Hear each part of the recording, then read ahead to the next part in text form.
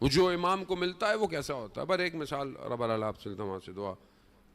عزیزان محترم، مقدر سردبیلی کے جن کی امام سے ملاقاتیں ہیں، کیسی شخصیت ہے.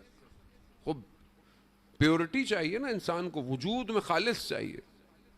امام، میں آپ کو دھوکہ دے سکتا ہوں، میں امام کو نہیں دے سکتا. میں امام کے سامنے غلط بیانی نہیں کر سکتا. میں بولوں گا بھی تو امام کو پتہ چل جائے گا. آپ کے سامنے خدا نخواستہ بول سکتا. پیور صاف مقدر سردبیلی جو چند دفعہ امام زمانہ سے ملے ہیں، کیسی شخصیت ہے. خچر کرائے پہ لیا، زمانے میں گاڑیاں تو ہوتی نہیں تھی. کس لیے لیا؟ نجف سے کربلا جانا ہے. جانے لگے، رستے میں کسی نے ایک خط دے دیا، کہا جب جا ہی رہے ہیں تو یہ خط وہاں نامہ وہاں لے جائیے گا. لیا، سواری سے نیچے اتر گئے، پیدل چلنا شروع کر دیا. کہا سواری ہے؟ کیوں نہیں؟ کہا جب میں نے کرائے پہ لیا تھا تو میں نے کہا تھا کہ میں نے کربلا جانا ہے، اس خط نے نہیں. یہاں ہم تو پتہ نہیں لوگوں کا کیا کیا حق کھا جاتے ہیں، کیا کیا چیزیں غڑپ گئیں، ختم. عزیزان محترم، حق الناس، جو آدمی حق الناس کی پاسداری نہ کر سکے وہ امام کے کیسے کام آئے گا؟ حق ہے، ہر چیز لوگوں کا حق ہے. اسلام اتنا پریسائز ہے، اتنا ڈیٹیلڈ ہے لوگوں کے حقوق کے بارے میں. اگر کسی کے گھر کا دروازہ کھلا ہوا ہو تو جھانکنا مت. کسی نے کھلا چھوڑ دیا ہے تو جھانکنا حق الناس ہے. چھت پہ چڑھو تو برابر والوں کو خبر دے کے جاؤ. کسی کے گھر میں کسی کی محرم کہیں اپنے گھر میں ویسے نہ ہو. حق الناس ہے. وہ یہاں انسان پتہ نہیں کیا کیا کر رہا ہے. عزیزان محترم، یہ بہت ضروری ہے کہ انسان امام تک ایسے پہنچنا آسان نہیں ہے. امام تک پہنچنے کے لیے اپنے آپ کو بہت پاک کرنا ہے.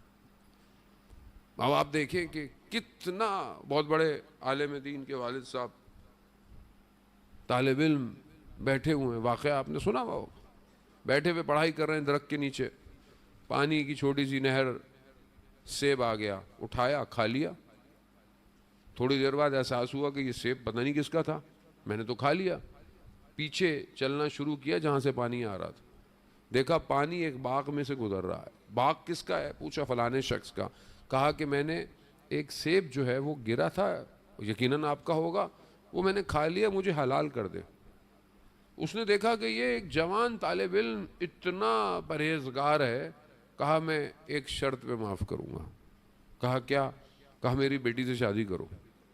کہا بیٹی سے؟ کہا ہاں، وہ آنکھوں سے اندھی ہے، کانوں سے بہری ہے، زبانوں سے گونگی ہے، بول نہیں سکتی.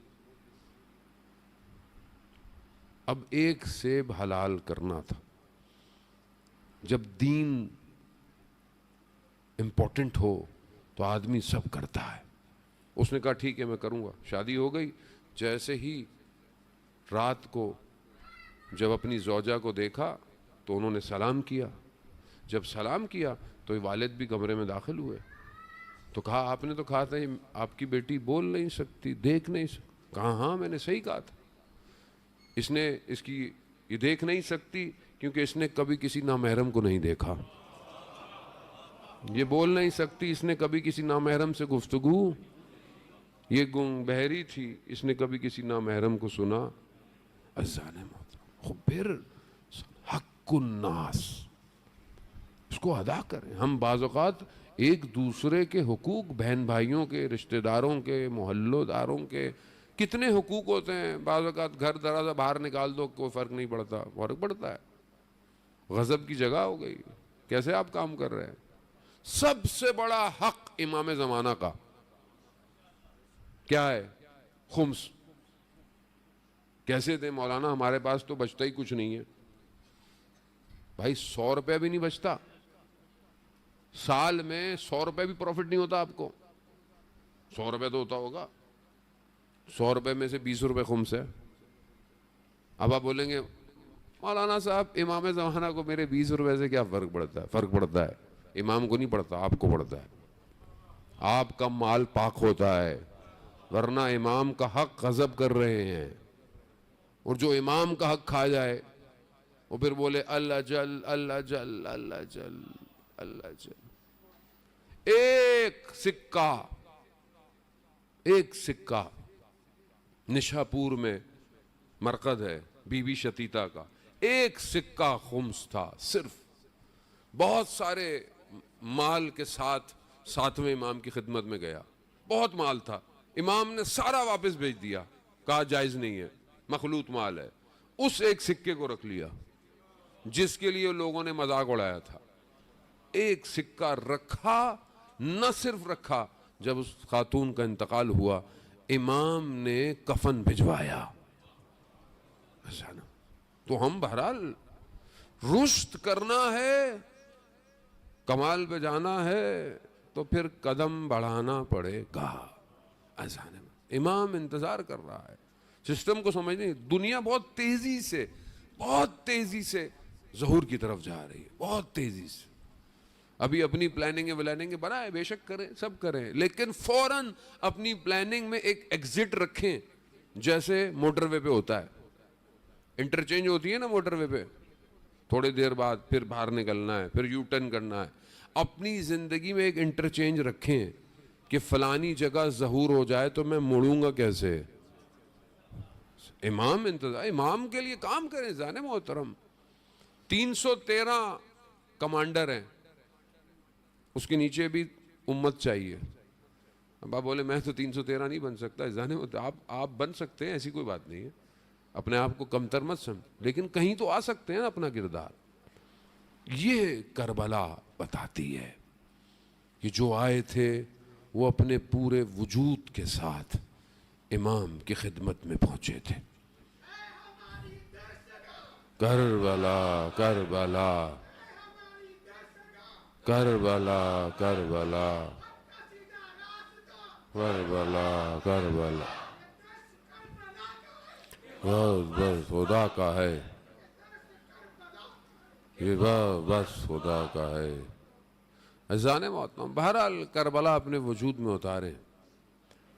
امام حسین بہت کریم ہے، امام حسین بغیر شرط کے دعوت دیتے ہیں، جو جیسا ہے بس آ جائے، باقی حسین جانے اور رب جانے۔ امام نے کبھی کسی کو منع نہیں کیا آنے سے۔ امام کہ اس کاروان میں تو جون جیسا غلام بھی ہے۔ جب جون نے اجازت مانگی نا، امام اجازت نہیں دیتے تھے، تو جون نے عجیب جملے گئے، مولا آپ مجھے اس لیے جانے نہیں دیتے، میرا رنگ سیاہ ہے، میرے بدن سے خوشبو نہیں آتی، میرا حسب نسب آپ ساتھ ملتا نہیں۔ امام نے جب یہ سنا، امام نے کہا جون جاؤ۔ جون جب جانے لگا تو امام نے دعا کی، پروردگار اس کے رنگ کو سفید کر دے، اس کے بدن کو معطر کر دے، اس کے حسب کو ہمارے ساتھ شمار کر۔ اور جب جون گرے